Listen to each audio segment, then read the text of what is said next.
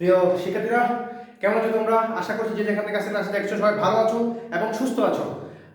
আজকে আরেকটি ক্লাস নিয়ে চলে এসেছি। আমি রাজীব রানীহার পক্ষ থেকে রাজীব স্যার তোমাদেরকে সবাইকে ক্লাসে স্বাগত জানাচ্ছি। দেখো, আজকে ক্লাসটা হচ্ছে সংক্ষিপ্ত ক্লাস, বিস্তারিত ক্লাস নয়। তবে সংক্ষিপ্ত ক্লাসগুলো অনেক বেশি ইম্পর্টেন্ট এবং গুরুত্বপূর্ণ। কেন? কারণ হচ্ছে কি, কারণ আজকে ক্লাসটি এইচএসসি আসলে তৃতীয় অধ্যায়ের 3টি গুরুত্বপূর্ণ এমসিকিউ নিয়ে আলোচনা করবো, যেগুলো কুমিল্লা বোর্ড 2024 সালে এসেছে। দেখো, একটা ইন্টারেস্টিং বিষয় সেটা হচ্ছে কি, যে এখানে 3টি এমসিকিউ লিখেছি। তার মধ্যে একটা হচ্ছে E60 প্লাস 11(2) প্লাস 7(8) এর মান কত। আমাকে 3টা মান দিয়েছে এবং 3টা মান ব্যবহার করছে নিচের কোনটি সঠিক। তাহলে আমরা দেখতে পাচ্ছি যে এই জিনিসটাকে সমাধান করতে গেলে আমাদের কিন্তু একটু টাইম লাগবে, সময় লাগবে, কিন্তু করতে তো হবে। এক নাম্বারের জন্য আমাকে কষ্ট করতে হবে, কিন্তু কিভাবে আমি কষ্ট করবো সেটা হচ্ছে কি, দেখো তুমি যদি একটা কাজ করো প্রথমে, সেটা হচ্ছে কি, দেখো এটি হেক্সাডেসিমালে আছে, এটি বাইনারিতে আছে এবং এটি অক্টাল সংখ্যা আছে। থাকলেও এগুলো কোনোটির মধ্যে কিন্তু কোনো দশমিক সংখ্যা নেই। তাহলে আমরা একটা কাজ করতে পারি, সেটা হচ্ছে কি, আমরা এই যে 3টি সংখ্যা রয়েছে, অর্থাৎ আমাদের এখানে 3টি সংখ্যা রয়েছে E60, হ্যাঁ, আমার যে E60, তারপরে আমার যে সমান সমান আমরা কত হয় আমরা লিখব। এরপর আমরা যদি 11(2) সমান সমান কত হয় লিখব, আমরা 7(8) সমান সমান কত হয় লিখব। অর্থাৎ এগুলোর প্রত্যেকটার কিন্তু কি আছে, একটা দশমিক মান রয়েছে। ঠিক আছে, এটা তুমি তোমার সাইন্টিফিক ক্যালকুলেটর ইউজ করে, অর্থাৎ মুড চেস করে তুমি তোমার বেসে নিয়ে গিয়ে তুমি কি করতে পারবে। দেখো, আমরা যদি প্রথমে ই এর মানটা নির্ণয় করি, ই সমান সমান, এখন আমরা কিসের মান নির্ণয় করব? ক্যালকুলেটর জানা না, সাইন্টিফিক জানা না, এটা ইটা কি আমরা বলে দিচ্ছি। এটা হচ্ছে হেক্সা, হেক্সা দিয়ে সমান চিহ্ন দেব। যারা পারো তাদের জন্য, যারা পারো তারা অবশ্যই আবার প্র্যাকটিস করবে। দেন আমি একটা দশমিক সংখ্যা দেবো। অর্থাৎ তার মানে কি, আমরা এখানে দশমিক সংখ্যা নির্ণয় করতে যাচ্ছি। কেন করছি তোমাদেরকে পরে বলছি। তাহলে ই সমান সমান হচ্ছে আমার 14, 10। এবার আমরা চলে যাবো 11। 11টা হচ্ছে একটা বাইনারি সংখ্যা, আমরা বাইনারি প্রথমে দিব, সমান দিব, নিচে শো করবে, দেন আমরা আবার দেব দশমিক। এটা হচ্ছে 3, অর্থাৎ 3 চলে আসলো আমার দশমিক সংখ্যা, অর্থাৎ এটা দশমিক। এবার আমরা দেব 7, 7টা হচ্ছে আমার অক্টাল সংখ্যা, এটার আমরা দশমিক দিব, এটা হচ্ছে কত, এবং সংখ্যাটা হচ্ছে কত, মানে 7 এর যে দশমিক সংখ্যা, সেটাও কিন্তু কত, 7, অর্থাৎ 7 আমরা পাচ্ছি। এবার আমরা যেটা কি করতে পারবো, এখন আমরা কি করতে পারি, এই যে সবগুলো দশমিক চলে আসার কারণে আমরা সবগুলো যোগ করতে পারি। ঠিক আছে, সবগুলো যদি আমরা যোগ করি, আমার হবে কত, 14 যোগ 3 যোগ 7, অর্থাৎ 24। আমরা পাচ্ছি কি 24। এই 24, 10 যে সংখ্যাটা আমরা যখন পেয়ে গেলাম, দেখো তোমাদের সময় লাগছে কেন, আমি যেহেতু তোমাদেরকে আলোচনা করছি, তোমরা কিন্তু করলে এত সময় লাগবে না।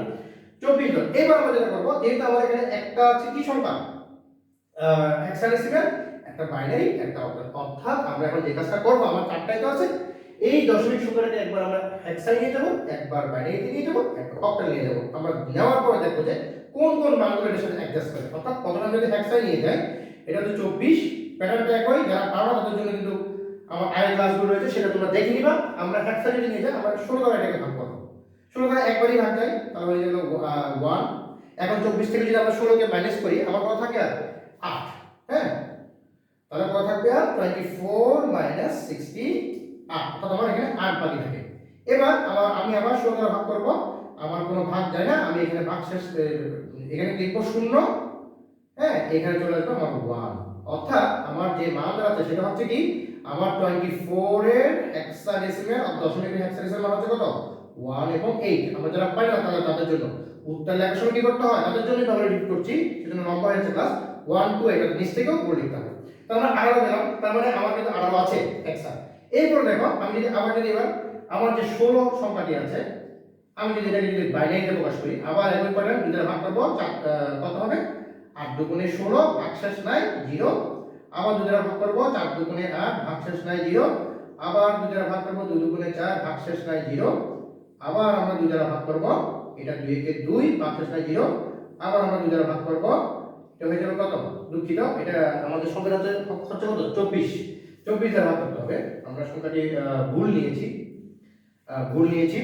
দেখো এখানে হচ্ছে কত, 16। এবার আমরা কি করব, বাইনারি সংখ্যা বের করব। বাইনারি ভাগ বের করে 2 দ্বারা কত ভাগ করতে হবে, 24 কে ভাগ করব, অর্থাৎ 12 দুগুণে 24, 0, ভাগশেষ নাই। 6 দুগুণে 12, ভাগশেষ নাই 0। 3 দুগুণে 6, 0। 2 দ্বারা ভাগ করব, 2 একে 2, ভাগশেষ এক আছে 1। 2 দ্বারা ভাগ করব, 1 কে ভাগ যায় না, এখানে 0, এখানে 1।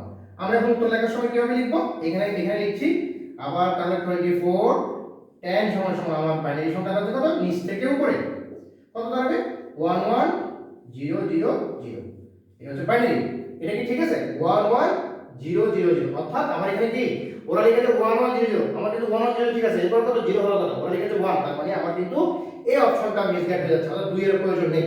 কিন্তু তারপর আমার এইটা করে দেখতে হবে। কেন করে দেখতে হবে দেখো, এরপর আমি কি করব, এবার আমার যে সংখ্যাটি আছে 24 24 কে আমি এবার অক্টাল সংখ্যায় রূপান্তর করব।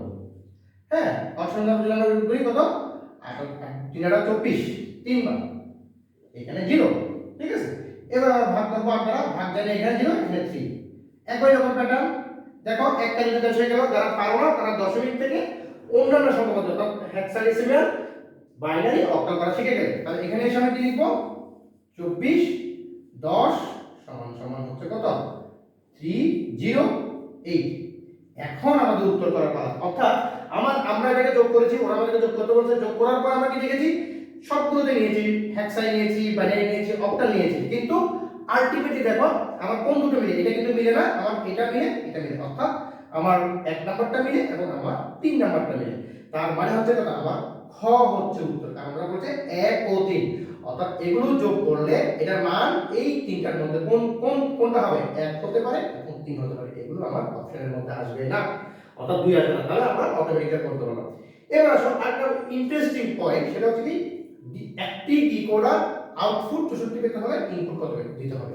এগুলো কিন্তু অনেক সময় বই করে দেওয়া থাকে না, এই জন্য টেকনিকটা শিখে নাও। দেখো আমরা কি জানি, আমরা পড়েছি 2 to 4 ডিকোডার, কেমন, আমরা পড়েছি 3 to কত 8 ডিকোডার, অর্থাৎ অর্থাৎ কত 2 to 4 ডিকোডার, 3 to 8 ডিকোডার। এখন এটা মুখ্য বিষয়, মুখ্য বিষয়টা কি, আসলে এটা কিভাবে হয়, সেটা হচ্ছে কি দেখো, সেটা হচ্ছে কি আমরা যখন একটা জিনিসকে ইনপুট করি, আমরা এখানে লিখছি, অর্থাৎ ডিকোডারটা কিভাবে করতে হয় দেখো, ইনপুট n,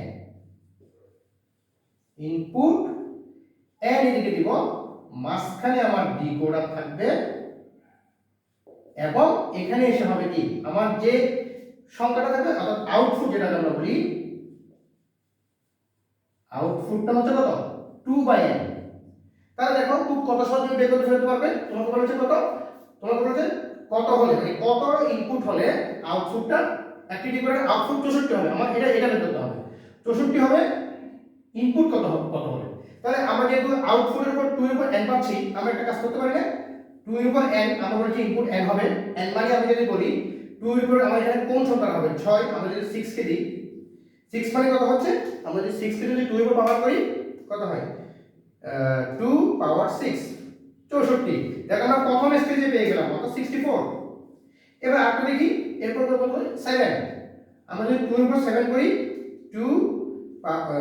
2 পাওয়ার 7 হচ্ছে 128। আর দেখালাম না, সময় বাড়ালাম না।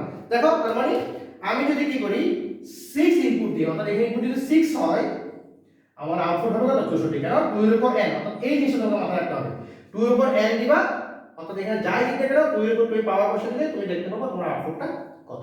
এগুলো কিন্তু বই ভাবে বলা নেই। এরপর লাস্ট ওয়ান, এগুলো একটু এরেজ করতে হচ্ছে। হ্যাঁ, লাস্ট ওয়ান দেখো বলেছি সংক্ষিপ্ত, কিন্তু সংক্ষিপ্ত করা গেল না। এরপরে দেখো আমাকে বলেছে y সমান সমান a b c plus c, এটার মান বের করতে বলেছে। এটা একটু সহজ আছে, a b c plus c plus b c। এবার আমরা এটাকে একটু সাজিয়ে ফেলি, a b c টাকে এদিকে b c টাকে এদিকে নিয়ে আসি, প্লাস c কে রেখে দিলাম।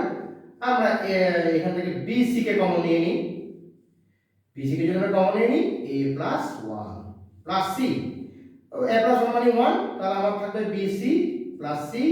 আমি c কে যদি কমন নিই তাহলে হয়ে যাবে কত, b প্লাস 1, আর b প্লাস 1 মানে হতো 1, অর্থাৎ c, অর্থাৎ আমার উত্তরটা হচ্ছে কত c। দেখো এখানে আমার c আছে, অর্থাৎ ঘ নম্বর অপশনটা হচ্ছে আমার উত্তর।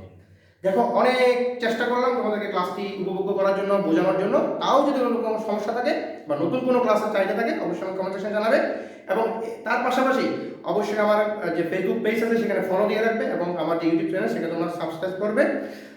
কারণ হচ্ছে যাতে করে তোমরা নতুন ক্লাসগুলো সাথে সাথে পেয়ে যাও, এবং অবশ্যই তোমাদের বন্ধুদেরকে সেগুলো শেয়ার করবে। তার সাথে সাথে যদি তোমরা আমার কাছে প্রাইভেট টিউশন করতে চাও বা ক্লাস করতে চাও, অবশ্যই আমার সাথে হোয়াটসঅ্যাপে যোগাযোগ